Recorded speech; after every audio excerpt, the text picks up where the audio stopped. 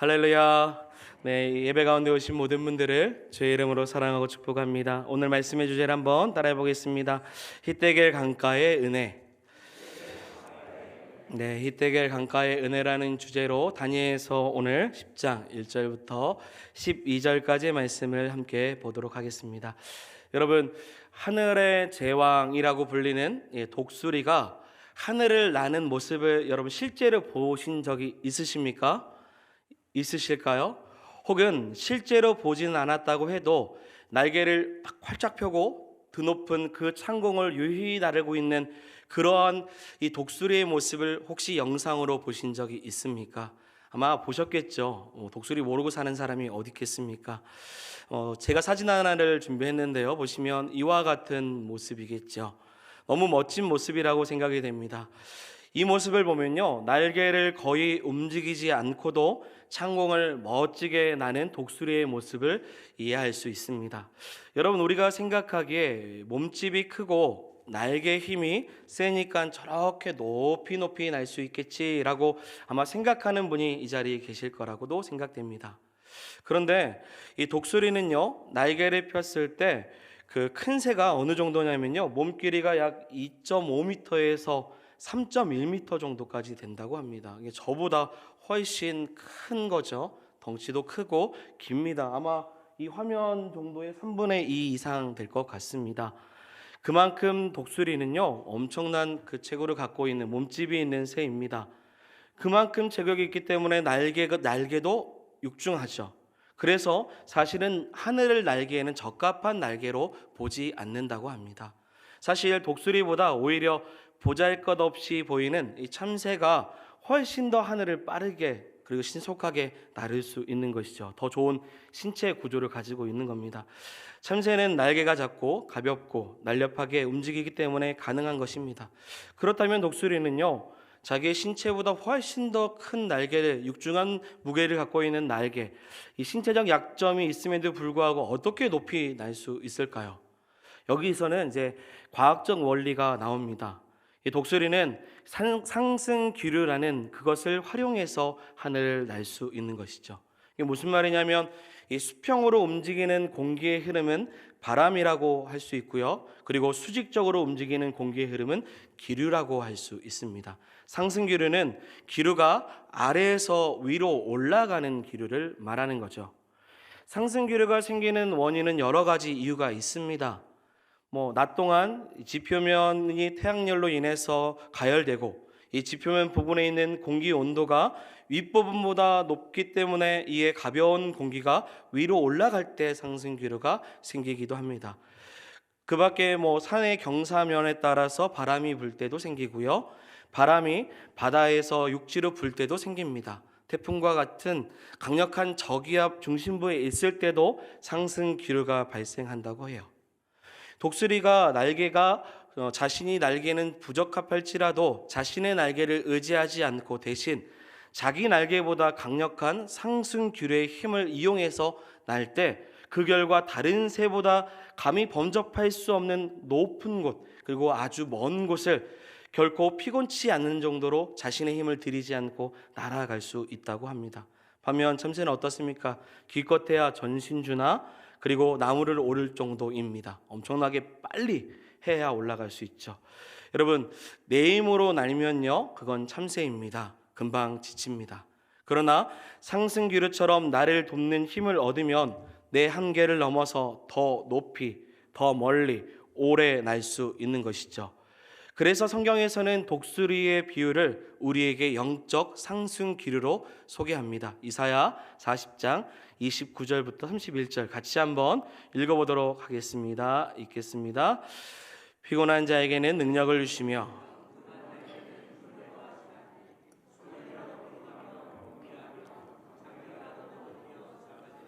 오직 여호와를 앙망하는 자는 새 힘을 얻으리니 독수리가 날개치며 올라감 같을 것이요 다른 박질하여도 곤비하지 아니하겠고 걸어가도 피곤하지 아니하리로다.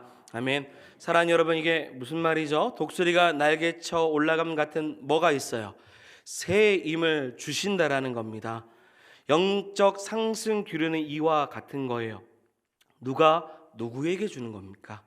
살아 역사하시는 하나님께서 여호와를 앙망하는 자에게 주시는 힘인 줄 믿습니다.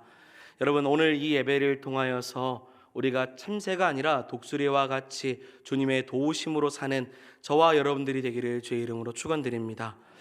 그렇다면 하나님을 사모하는 자, 앙망하는 자에게 반드시 새 힘을 주신다고 하셨는데, 그런데 어떤 방식으로 주를 사모하는 자에게 새 힘을 주실까요?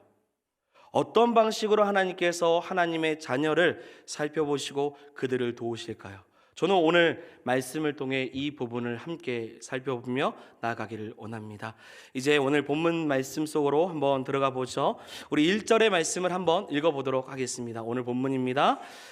바사왕 고레스 제3년의 한 일이 벨드사살이라 이름한 다니엘에게 나타났는데 그 일이 참되니 곧 큰 전쟁에 관한 것이라. 다니엘이 이 일을 분명히 알았고 그 환상을 깨달으니라. 아멘. 여러분, 오늘 1절의 말씀을 보니요, 다니엘이요 환상을 보았습니다. 어떤 환상입니까? 큰 전쟁에 관한 환상을 보았습니다. 그리고 이 환상의 의미를 깨달았어요. 그래서 다니엘은 충격을 받았습니다. 왜냐하면 그가 본 환상은 큰 전쟁에 관한 환상이기 때문입니다. 히브리어 원문에 보면요, 전쟁이라는 단어가 1절에 나오지 않습니다. 오히려 어떤 말이 나오냐면 오래전에 정해진 때라는 표현의 단어가 나옵니다. 다니엘이 본 것은요, 오래전에 정해진 때, 이게 무슨 말이냐면 마지막 때를 말하는 그것을 본 것입니다. 마지막 날에 일어나는 종말론적인 전쟁에 대한 것을 환상 가운데 본 것이죠.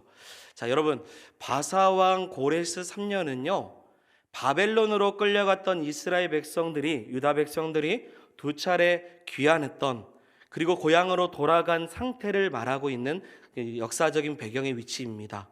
그 말은 이사야서나 예레미야서에서 이미 말했던 것처럼 70년의 포로 생활이 끝나는 그 시점에 모든 이들이 해방되고 자유케 되었다라는 것을 이미 보여주고 있는 시점입니다.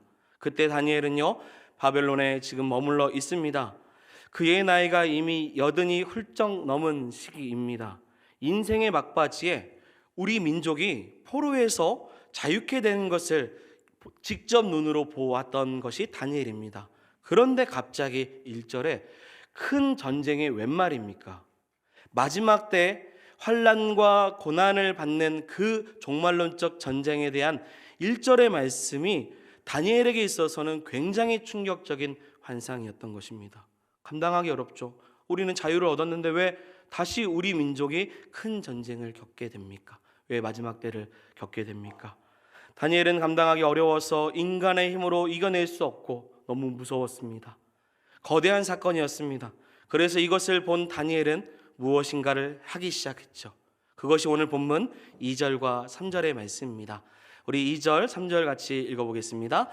그때 나 다니엘이 세일의 동안을 슬퍼하며 세일에가 차기까지 좋은 떡을 먹지 아니한, 고기와 포도주를 입에 대지 아니하며 또 기름을 바르지 아니하니라. 아멘. 아멘. 다니엘은요 자신이 감당하기 어려운 일이 생길 때 무엇을 했습니까? 기도를 했습니다. 자신의 인생 가운데 환상을 보았는데 그 환상을 보고 나서 내가 할 수 있는 일은 유일하게 기도라는 사실을 알고 기도했어요. 근데 이것은 그냥 기도가 아니라 어떤 기도냐면 세일에 동안 작정 기도를 한 것입니다. 세일에가 차게까지 금식하면서 기름도 바르지 않은 채 기도하기로 작정했어요. 여러분, 세일에라는 말은 며칠이죠? 21일입니다. 여러분, 당시의 다니엘 나이는요 80에서 85세로 추정합니다. 어린 소년 다니엘이 아니죠. 하루 이틀도 아닌 오랜 시간 금식하며 기도하는 일은 여간 쉽지 않은 나이일 것입니다. 그럼에도 불구하고 다니엘이 금식으로 기도하는 이유가 있습니다. 사랑하는 여러분, 자신의 나이와 환경과 상관없이 다니엘이 금식으로 기도한 이유가 있어요. 그것은 하나님께서 이 문제에 개입하지 않으면, 도와주지 않으면 결코 감당할 수 없는 문제라는 사실을 알았기 때문입니다. 여러분, 우리의 삶 속에도요 이러한 작정 기도가 필요한 줄 생각됩니다. 왜냐하면요 크고 작은 전쟁이 우리의 삶 자체 가운데 일어나고 있기 때문입니다. 보십시오. 어떤 이들은요, 남들이 모르는 가정 안에 일어나는 전쟁을 치르고 있는 사람이 있습니다. 부부 간의 전쟁이 있고, 혹은 부모와 자식 간의 갈등의 전쟁을 치르는 사람도 있습니다. 소통이 안 되고 서로 신뢰가 안 되어서 부모가 자녀를, 자녀가 부모와 대화를 단절하면서 같은 집에 있으면서도 단 한마디를 하지 않고 살아가는 가정이 있습니다. 부부라고 다를까요? 부부 안에서 차라리 남이면 안 보고 사는데 같이 살면서 문제를 해결하는 어떤 대화가 아니라 오히려 갈등을 더 일으키는 대화를 하는 전쟁을 치르고 있는 사람들도 있습니다. 그 외에도요, 이 자리에 있는 청년들은요, 불투명한 미래에 대한 전쟁을 하고 있습니다. 그리고 우리 중고등학생들은요, 꿈이 없는, 꿈을 꾸기 힘든 과정 가운데 왜 공부를 해야 되는지 모르는 것처럼 삶의 전쟁을 하고 있는 친구들도 있습니다. 사회생활 중에서도 일어나는 전쟁이 있어요. 이 나라만 봐도 하나가 되지 않는 이 나라를 보면서 수많은 전쟁을 느낍니다. 이념이 다르고 지역이 다르고 서로 다른 입장을 가지고 대립하면서 서로 헐뜯고 있는 이 나라의 모습을 우리는 늘 보고 있습니다. 오늘날 다양한 문제를 가지고 생존을 위해서 쟁취하고 빼앗고 이렇게 서로를 위해서 사랑하는 것보다 내가 그 사람을 짓밟고 올라가고 있는 세상의 흐름 속에 있는 전쟁을 치르기도 하고 있습니다. 또 이 자리에 있는 분들 중에서는 어떤 이는 질병의 전쟁을 치르고 고통을 당하고 있는 성도도 있습니다. 몸이 아프고 마음이 쇠하고 원치 않은 질병 앞에서 날마다 예배하는 것 자체가 전쟁인 것처럼 너무 힘든 성도들도 이 자리에 있습니다. 또한 무엇보다 성도는요, 영적 전쟁으로 세상의 많은 유혹 앞에서 악한 영의 공격에 넘어지지 않기 위해서 우리는 늘 깨어서 전쟁을 하고 있어야 되는 삶을 살고 있습니다. 사랑하는 여러분, 이 삶의 전쟁 가운데 벗어날 수 있는 사람은 없습니다. 건강은 영원하지 않고요, 물질은 영원하지 않고요, 늘 화목할 것 같으나 화목하지 않는 삶의 가정의 모습들도 분명히 있습니다. 이 시대가 마지막 시대같이 느껴집니다. 종말론적처럼 정말로 하나님의 도우심이 아니면 도저히 어찌하지 못하는 상황 가운데 놓여져 있는 삶의 모습이 있습니다. 여러분, 이 마지막 시대에 우리 힘만으로 우리가 주어진 문제의 다양한 것을 이길 수 있는 사람은 없다고 생각합니다. 사랑하는 여러분, 하나님이 도와주셔야 됩니다. 하나님이 친히 간섭해 주셔야 돼요. 직접 그 문제 앞에서 하나님께서 찾아와 주시고 우리 앞에 가로막고 있는 많은 장애물과 같은 것을 주님께서 돌파할 수 있도록 우리에게 독수리 날개초올라 같은 새 힘을 주셔야 살아갈 수 있을 줄 믿습니다. 그래서 세일의 기도, 내 삶의 문제를 해결할 수 있는 작정 기도가 우리에게는 반드시 필요합니다. 그래서 여러분, 첫 번째, 내 힘으로 안 될 때 첫 번째 작정 기도를 하시는 저와 여러분들이 되기를 소망합니다. 원래 다니엘은요, 기도하는 사람이에요. 그리고 저와 여러분들도 기도하는 사람인 줄 믿습니다. 그러나 더 큰 문제를 만나면 더욱 기도하는 사람이 돼야 됩니다. 그것이 작정 기도예요. 기도의 시간을 정해놓고 내 문제를 풀어나갈 수 없을 때 하나님께 작정해서 주여 나를 도와달라고 한 거예요. 저는 우리가 12월을 맞이하는 이 한 달이 여러분들의 인생 가운데 작정 기도하는 시간이 되기를 원합니다. 어떤 이에게는 세일의 작정이 필요할 수도 있고요, 어떤 이에게는 40일 작정의 기도의 시간이 필요할 수도 있습니다. 어떤 이에게는 일천번제와 같이 하나님 앞에 모든 문제가 해결될 수 있는 작정의 시간을 가질 수도 있는 것입니다.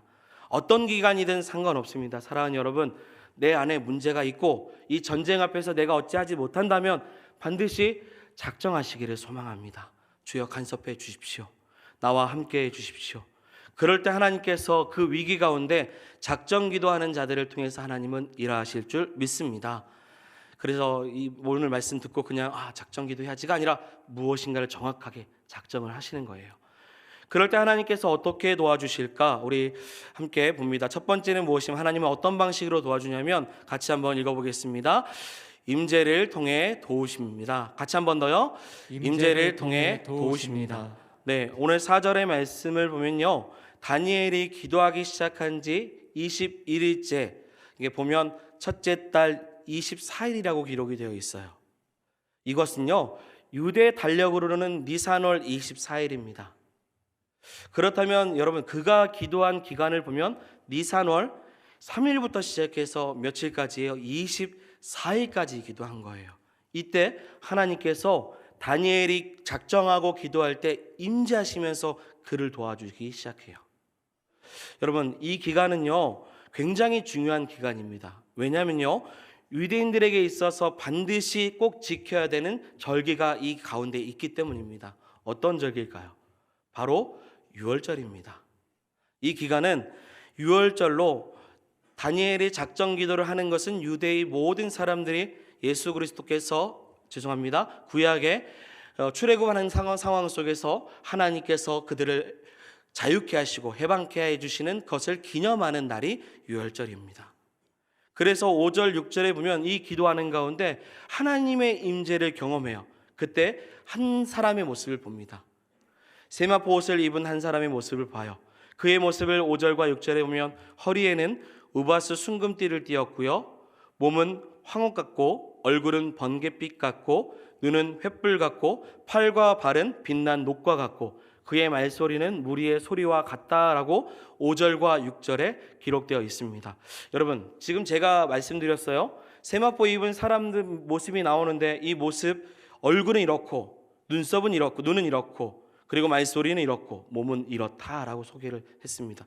여러분, 이 모습이 어떤 모습일까요? 여러분, 상상이 됩니까? 저는요 상상을 해보려고 했는데 도저히 상상이 안 돼요. 이런 모습을 가진 사람이 없기 때문에 상상하기가 참 어려운 모양입니다. 여러분, 상상해 보십시오. 상상이 잘 안 됩니다. 왜냐하면요 이 표현은요 어떤 형상, 이게 어떤 모형을 이야기하는 묘사가 아니기 때문입니다. 지금 여기서 말하고 있는 것은 모양이 아니라, 형상이 아니라 속성을 말합니다. 이것이 과연 무엇인가에 대한 이야기를 하고 있는 거예요.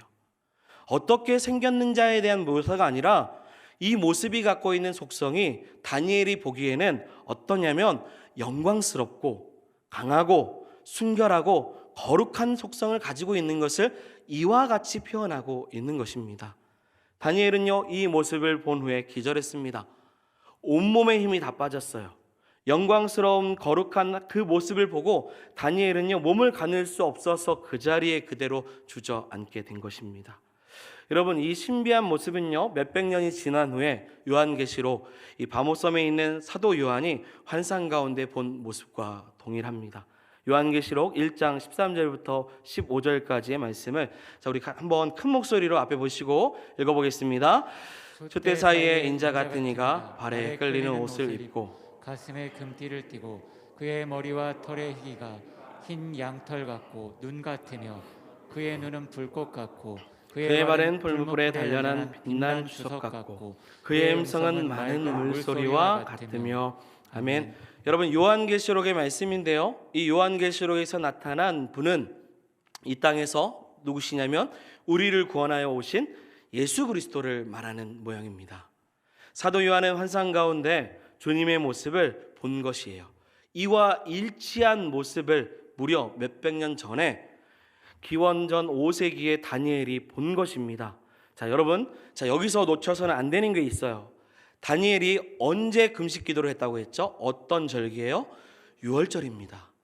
유월절의 주인공이 누구십니까? 어린 양 대신 예수 그리스도를 예표하고 있는 절기입니다. 다니엘이요 작정하고 그 절기 안에서 기도했더니 유월절의 주인공이 되신 예수님께서 그에게 직접 나타나 주신 거예요. 그가 주님을 사모하니 주님이 직접 찾아와 주신 것이죠. 저는 여러분들과 제가 이렇게 적용했으면 좋겠어요. 여러분, 다음 주부터는 12월입니다. 여러분, 12월에 모든 사람들이 잊지 말아야 될 우리 안에 귀한 날이 있습니다. 어떤 날이죠? 성탄절입니다. 유월절에 작정하고 기도했던 다니엘이 유월절의 주인공이었던 어린 양 그리스도를 본 것처럼 우리 성탄절의 주인공 되신 예수 그리스도를 우리가 12월에 작정 기도를 통해 만나는 은혜가 있기를 소망합니다. 성탄절만 예수님을 찬양하는 게 아니라 12월 한 달 내내 내가 기도하고 나아갈 때 주님이 나를 직접 찾아와 주시는 은혜를 경험하기를 소망해요. 이와 같은 하나님의 임재가 있다면 우리는 살아갈 줄 믿습니다. 우리가 작정하고 기도할 때 위대하신 하나님의 아들, 영광스러운 세마포 옷을 입은 주님께서 지금 우리 앞에 있다고 생각해 보십시오. 황송함과 그 떨림과 감격은 정말 우리가 어찌하지 못할 만큼 우리도 주저앉을 수밖에 없을 것입니다. 저는 이 말씀 준비하면서 찬송가 85장이 떠올랐어요. 어떤 찬송입니까? 구주를 생각만 해도 내 마음이 좋거든 주 얼굴 볼 때야 얼마나 좋으랴. 할렐루야. 우리는 우리의 인생의 문제를 놓고 기도했을 뿐인데 그 문제가 해결되기 전에 그 주님의 임재 속에서 주님을 만나는 은혜가 먼저 있다라는 사실을 기억하기를 소망합니다. 그럼 이 놀라운 하나님의 임재 체험을 누가 하는 것입니까? 어떤 이가 이 체험 가운데 나아갈 수 있습니까? 오늘 본문 7절입니다. 7절 같이 한번 읽어보겠습니다. 이 환상을 나 다니엘이 홀로 보았고 나와 함께한 사람들은 이 환상은 보지 못하였어도 그들이 크게 떨며 도망하여 숨었느니라. 아멘. 여러분, 이 놀라운 체험을 누가 한 것입니까? 다니엘이 합니다. 다시 말씀드릴게요. 다니엘만 합니다. 같은 자리에 많은 사람이 함께 있음에도 불구하고 아무도 주님을 보지 못했어요. 여러분, 전심으로 주님을 앙망하고 기도하는 자만이 하나님을 만나는 거예요. 이게 영적 체험의 비밀입니다. 바로 인생에 힘들고 어려울 때 하나님을 갈망할 때 하나님은 그 인생 가운데 반드시 찾아옵니다. 그렇게 주님을 뵐 때 깊이 잠이 들 수 있는 은혜를 더해 주세요. 그래서 9절의 말씀 보니 내가 얼굴을 땅에 대고 깊이 잠이 들었어요. 그런데 그렇게 잠이 드는 순간 모든 것이 끝나지 않아요. 10절의 말씀 보겠습니다. 그 주님께서 어떻게 하시는지를 봅니다. 한 손이 있어 나를 어루만지기로 내가 떨었더니 그가 내 무릎과 손바닥이 땅에 닿게 일으키고. 아멘. 여러분, 다니엘이 그 문제를 놓고 나아갔더니 하나님께서 그 예수 그리스도께서 그를 어떻게 하셨어요? 어루만져주셨어요. 내가 어려울 때 나를 만져주시고 보듬어 주시고 주님의 손길을 경험할 수 있도록 인도하셨습니다. 낙심하는 자에게 위로하셨어요. 하나님께서 다른 사람은 아니어도 하나님 앞에 그 여든이 넘은 나이 가운데 하나님 앞에 작정으로 나아갔더니 그의 생명을 걸고 21일 동안 기도할 때 하나님 그를 이렇게 세워주셨어요. 기도는 이렇게 하는 겁니다. 기도는 생명을 걸고 하는 거예요. 우리가 한 해 동안 우리 안에 기도의 응답이 얼마나 많이 되었는지를 돌아보시기를 소망합니다. 내가 얼마나 열심을 다해 다니엘과 같이 작정하며 하나님 아니면 안 된다는 마음으로 기도했는지를 돌아보시기 바랍니다. 그럴 때 기도할 때 간절히 찾을 때 주님의 손길이 말씀과 같이 내 무릎, 내 손바닥이 땅에 다 일으켜 세울 수 있도록 나를 어루만져 주십니다. 이게 기도하는 자가 받는 축복이에요. 이게 첫 번째, 하나님이 그를 도우시는 방법입니다. 임재하시는 거죠. 두 번째는 어떻게 도와주실까요? 같이 읽어보겠습니다. 철저한 응답을 통해 도우십니다. 아멘. 여러분, 다니엘이요 21일 동안 기도드립니다. 그럼에도 불구하고요 처음부터 기도의 응답이 오지 않았어요. 20일 동안 아무런 응답이 없었습니다. 그러나 우리 12절의 말씀을 한번 읽어보죠. 12절 읽어보겠습니다.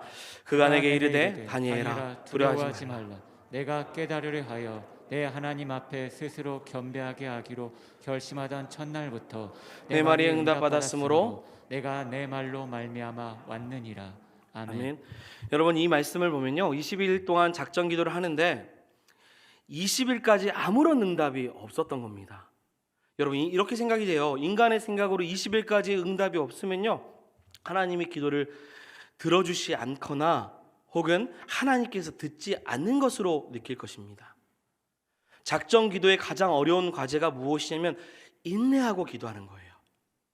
그런데 12절의 말씀을 보면 하나님이요 우리가 기도하기 시작하는 곧 스스로 겸비하게 하기로 결심했던 언제부터냐면 첫날부터라고 말씀하고 있어요. 첫날부터 이미 응답을 하셨습니다. 할렐루야. 이게 무슨 말이냐면 다니엘이요 기도하기 시작했던 그 첫날 이미 하나님은 응답하신 겁니다. 다니엘이 어떤 기도를 하기 이전에 하나님은 그에게 응답 먼저 하기를 먼저 움직이셨던 거예요. 정해진 기한 이 3주가 지나서야 비로소 응답이 찾아왔지만 하나님은 이미 첫날부터 그에게 응답의 역사를 보여주신 것입니다. 이게 다니엘을 도와주신 은혜예요. 여러분, 하나님의 응답과 그 응답이 전해지기까지 무려 3주간의 시간이 걸렸습니다. 천사는요, 기도 응답이 전달되는 과정 가운데 왜 이렇게 지체가 되었는데, 왜 첫날이었는데 왜 21일째 그 응답이 되었는지 13절에 이와 같이 설명을 해요. 우리 13절 읽어보도록 하겠습니다. 그런데 바사 왕국의 군주가 21일 동안 나를 막았으므로 내가 거기 바사 왕국의 왕들과 함께 머물러 있더니 가장 높은 군주 중 하나인 미가엘이 와서 나를 도와주므로. 아멘. 하나님의 응답이 3주간에 지체된 이유가 무엇입니까? 바사 왕국 누구죠? 군주의 회방으로 인해서 3주간이나 지체되었다고 말합니다. 여러분, 바사 왕국의 군주는 실제 바사 왕국의 왕을 말하는 게 아닙니다. 바사 왕국 배후에서 그를 조종하고 있는 악한 영을 말하고 있는 것이죠. 바사 제국을 더욱더 강대하게 오랫동안 유지할 수 있도록 그 배후에서 악한 영이요, 천사가 하나님의 응답을 가지고 다니엘에게 오고 있는데 그것을 막아선 거예요. 우리가 이러한 사실을 통해서 알 수 있는 것은, 사랑하는 여러분, 악한 영은요, 우리가 하나님께 드리는 모든 기도가 하나님께 상달되지 못하도록 막기도 하고, 또한 하나님의 응답이 우리 가운데 내리는 것을 전달받지 못하도록 회방한다라는 사실입니다. 그래서 기도라는 것은요, 영적 전쟁이에요. 사단 권세는요, 우리 기도를 막아요. 그 막아서 가장 크게 우리에게 공격하는 게 무엇이냐면 낙심이라는 공격입니다. 기도했는데 응답이 없으면요, 지체되면요, 낙심하게 돼요. 하나님 안 계신 건 아닌가? 내가 이렇게 1000일 동안 40일 동안 오랜 시간 동안 작정했는데 응답이 없으면요, 하나님께서 응답하지 않는다라는 낙심이 생겨요. 여러분, 기도는요, 응답이 올 때까지 인내하며 하는 것인 줄 믿습니다. 물론 하나님의 응답이 지체되는 것은요, 오늘 본문에서 보면 하나님께서 악한 영의 회방마저도 단번에 물리치지 못하셨기 때문이 아닙니다. 여러분, 전능하신 하나님은 악한 영을 단번에 물리치시는 분이십니다. 그럼에도 불구하고 악한 영의 회방을 허용하신 것은요, 다 선한 목적이 있기 때문이에요. 다니엘의 경우는요, 그가 정한 기간이 있어요. 그리고 그 기간이 찰 때까지 하나님은 하나님의 섭리 가운데 기다리게 하신 겁니다. 다니엘은 3주의 기도의 시간을 했는데, 만약에 여러분 응답이 첫날에 왔어요. 그럼 나머지 20일 날 뭐 할 겁니까? 20일 동안 기도할까요? 응답을 받으면요, 그 후에는 그 기도를 내려놓을 겁니다. 하나님은요, 기도의 기간, 다니엘의 믿음이 자라도록, 하나님과의 깊은 교제를 할 수 있도록, 생명 다해 그 기도를 통해서 그의 인생을 변화시킬 수 있도록 하나님께서 그 시간을 허용하신 것이죠. 여러분, 기다리십시오. 우리가 기도하는 모든 것에 때가 있습니다. 하나님의 뜻 안에서 끝까지 매달리는 저와 여러분들이 되기를 소망합니다. 그래서 대부분 우리의 기도 보면 그래요. 굉장히 아슬아슬하게요. 일찍부터 그냥 딱 주시면 좋은데 아슬아슬하게 막 빠질 때 우리의 인생 가운데 하나님 일하심을 보게 하실 때가 있어요. 하나님이 더딘 게 아니에요. 하나님이 우리를 더 사랑하시는 과정입니다. 기도하다가 중간에 포기하지 마십시오. 당장 무엇이 눈에 보이지 않는다고 해도 하나님은 이미 응답을 시작하셨습니다. 끝까지 포기하지 않고 작정 기도를 그 양을 지으면 반드시 하나님은 기적의 역사를 보여주시는 것입니다. 마지막입니다. 우리 한 가지만 더 살펴보고 오늘 말씀을 정리해 봅니다. 여러분, 다니엘은요, 이 환상을 그러면 어디서 보았습니까? 우리 4절 말씀을 다시 한번 보겠습니다. 오늘 설교의 주제이기도 하죠. 읽어보겠습니다. 첫째 달 24일에 내가 히데겔이라 하는 큰 강가에 있었는데. 아멘. 아멘. 여러분, 어디서 본 것입니까? 히데겔이라는 큰 강가에서 보았습니다. 히데겔은요, 티그리스 강의 히브리식 표현입니다. 그러면 왜 하나님께서 이 다니엘에게 히데겔 강가에서 그를 만나 주셨을까요? 여러분, 이를 알기 위해서는 다니엘이 왜 히데겔 강가에 있는지를 먼저 아는 것이 중요합니다. 여러분, 다니엘은 왜 거기 가 있습니까? 다니엘은 왜 히데겔 강가에 있는 이유가 무엇입니까? 바로 다니엘은요, 이 히데겔 강가는 하나님께 기도하기 위한 조용한 장소이기 때문입니다. 이스라엘 사람들은 기도할 때 성전에서 주로 기도합니다. 그러나 집의 옥상이나 강가 혹은 바닷가에 같은 한적한 곳에 가서 기도하는 장소를 찾기도 합니다. 포로로 끌려왔던 유다 사람들에게는 기도하는 장소가 필요했습니다. 그래서 에스겔 역시도 그발 강가에서 기도했죠. 다니엘 역시도 같은 이유죠. 히데겔 강가에서 하나님을 늘 찾으며 기도했던 것입니다. 그리고 이 조용한 장소에서 하나님께 집중했습니다. 사랑하는 여러분, 우리에게 적용해 보면요, 우리는 왜 예배를 합니까? 우리는 왜 성전에 나옵니까? 우리는 왜 기도하는 시간을 찾습니까? 바로 세상의 소리를 듣지 않고 하나님의 소리를 듣기 위한 것입니다. 세상의 소리가 너무 많아서 하나님의 소리를 듣지 못하고 살아가기 때문에 다니엘과 같이 히데겔이라는 하나님의 만남의 장소를 찾는 것이죠. 여러분, 우리 인생 가운데 히데겔 강가가 있기를 소망합니다. 그 작정 기도를 하는 것도 중요하지만 그 작정 기도가 정확하게 이루어질 수 있도록 하나님을 깊이 만나는 장소도 필요한 것입니다. 그것은 마음의 태도예요. 작정만 하고 세상의 소리를 여전히 듣고 산다면 언제 응답받습니까? 언제 하나님과 교제할 수 있겠습니까? 사랑하는 여러분, 우리 예배가 히데겔 강가가 되기를 소망합니다. 유튜브 보느라, 인터넷 쇼핑하느라 세상 만사 내일처럼 다 모든 이야기를 듣고 하나님과 교제하는 말씀의 시간, 기도의 시간, 깊은 만남의 시간을 하지 못하면 하나님의 임재를 경험하기 어렵습니다. 우리의 모든 예배가 히데겔 강가가 되고 우리가 있는 모든 자리가 히데겔 강가처럼 하나님과의 만남의 자리가 되기를 소망합니다. 그래서 예배 시간에 충실해야 돼요.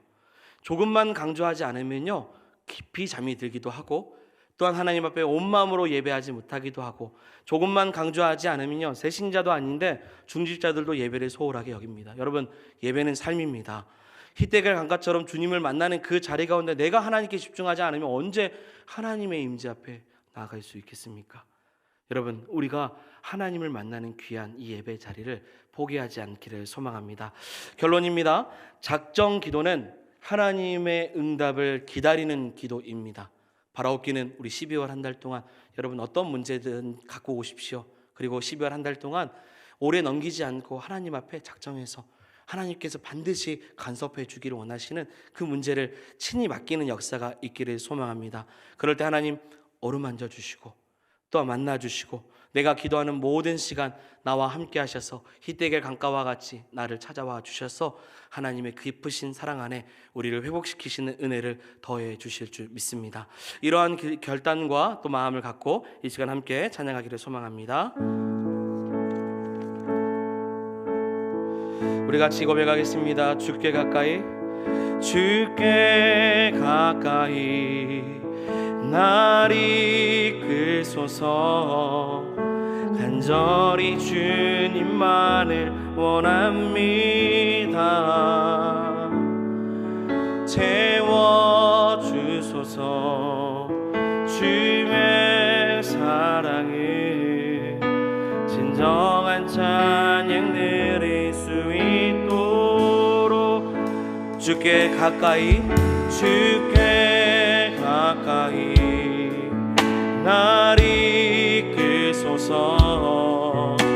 간절히 주님만을 원합니다.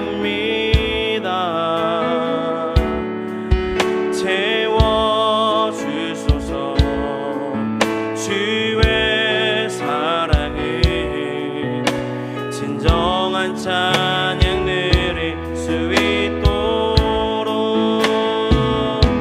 목마른 나의 영혼 주를 부르니 나의 맘 만져 주소서. 주님만을 원합니다. 더 원합니다. 나의 맘 만져. 우리가 주님께 더 나가겠습니다. 주께 가까이 날 이끄소서. 주께 가까이 날 이끄소서. 날 이끄소서. 간절히 주님만을 원합니다.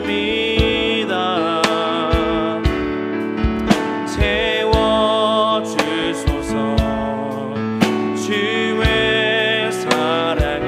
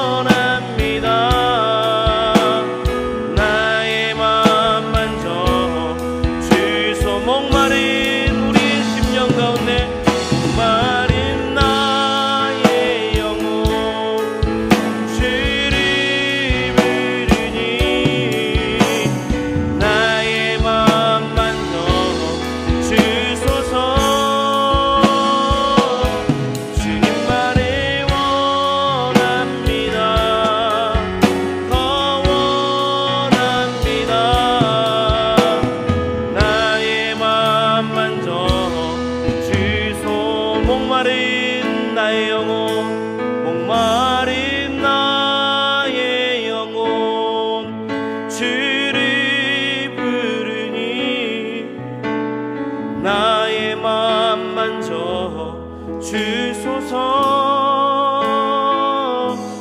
주만이 원합니다. 더 원합니다.